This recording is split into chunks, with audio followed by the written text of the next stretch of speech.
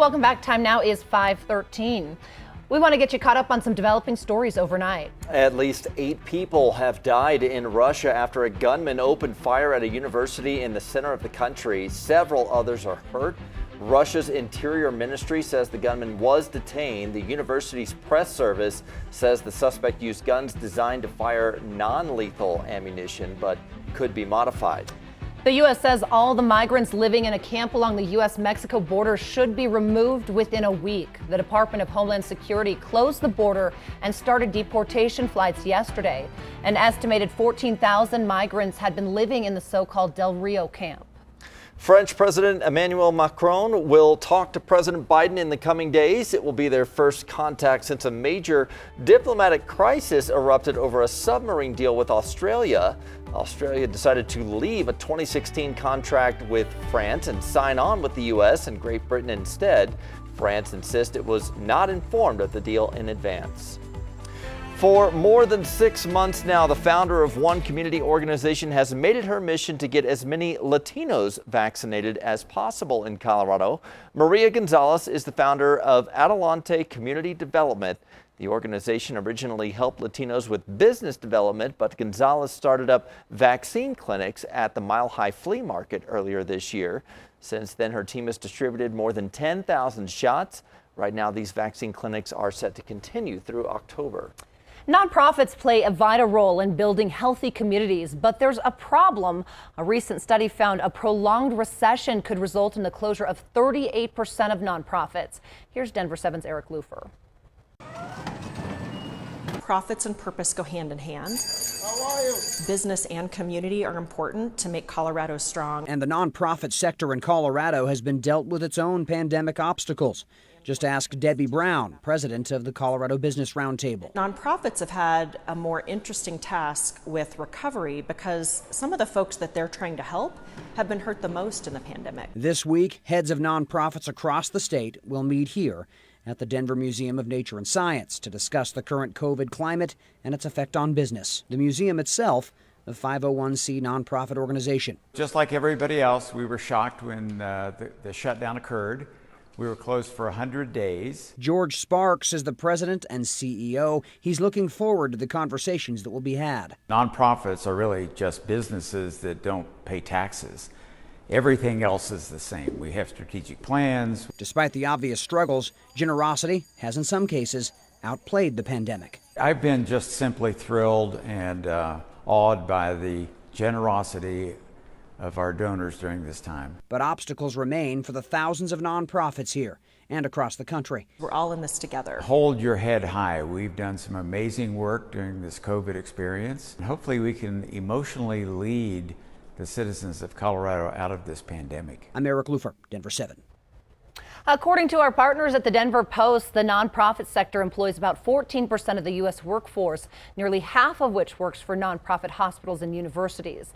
Last year, Coloradans donated a record $50 million to nonprofits on Colorado Gives Day. This year, Gives Day is on December 7th, but you can make a donation any time of the year. The night sky will be lit up tonight with this year's harvest moon. The harvest moon is the full moon that occurs closest to the first day of fall, and fall starts on Wednesday. The harvest moon gets its name from the light it provides to farmers as they harvest end of summer crops. NASA says it will be visible until early Wednesday, and hopefully we'll have some clear weather so we can really see it in the night sky, Lisa. Yeah, tonight might be a little iffy. We're going to be under a partly cloudy sky, a chance for some showers as well, but you're going to be in and out of some of that cloud cover, so I think late night into early tomorrow morning, you'll get a nice little view of it, and especially Tuesday night. I'll show you that here in just a minute, but temperature-wise tonight, we're going to go from upper 50s after sunset to some 40s early tomorrow morning. It's going to get quite a bit cooler. We're tracking a cold front rolling through the region today. A few more showers are going to be possible again tonight. We're going to see clearing skies here through midday and then some building clouds again tonight.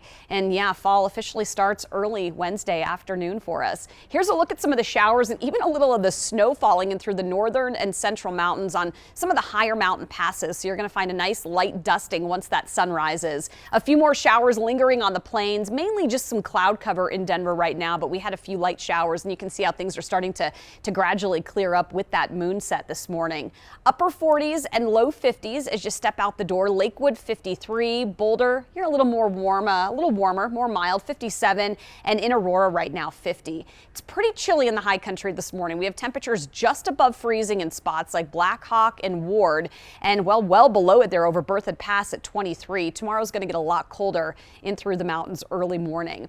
We're right now about 15 to 20 degrees cooler than the same time yesterday, so you can see the effects of that cold front racing through overnight. Skies will again gradually clear here through mid-morning. We're going to be in the upper 50s by about 8 o'clock, so likely some sweatshirt weather this morning. You might want to light extra layers. You're stepping out the door. Kids might want a sweatshirt early on.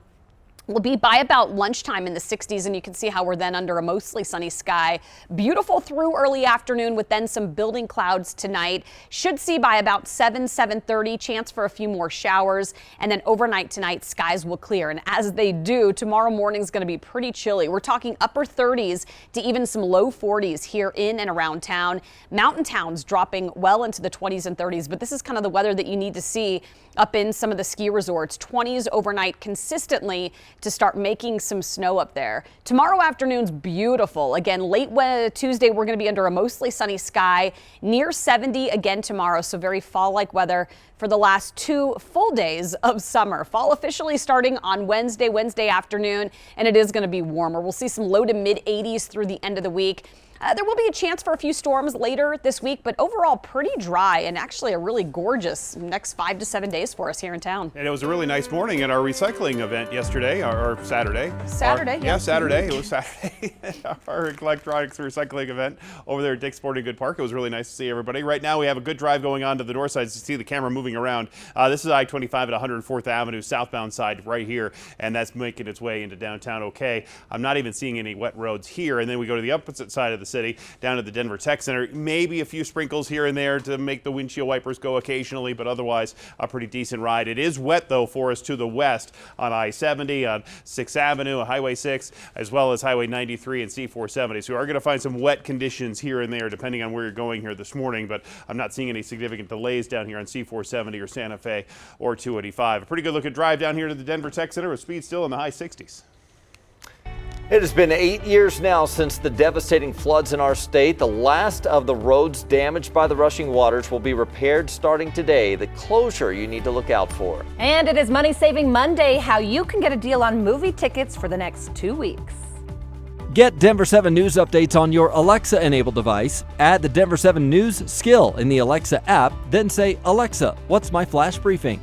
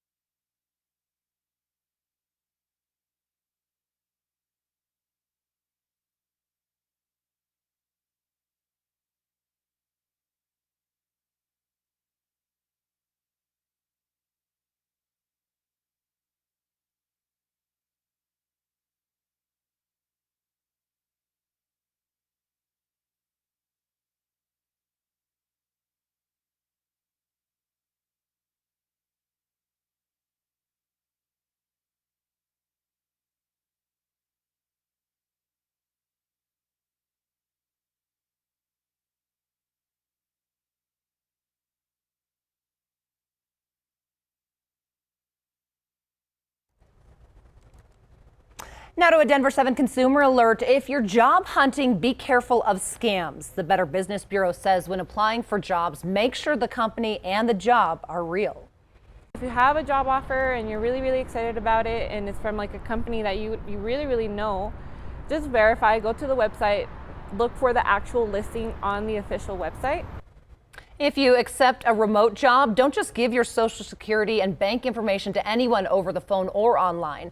Verify the person works for the company and is not just a scammer trying to get your personal information.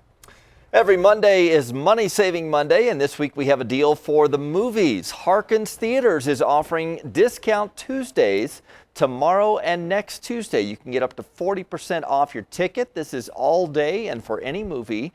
You do have to join the Harkins Awards program, but that's also free. Harkins has theaters in Arvada and Denver.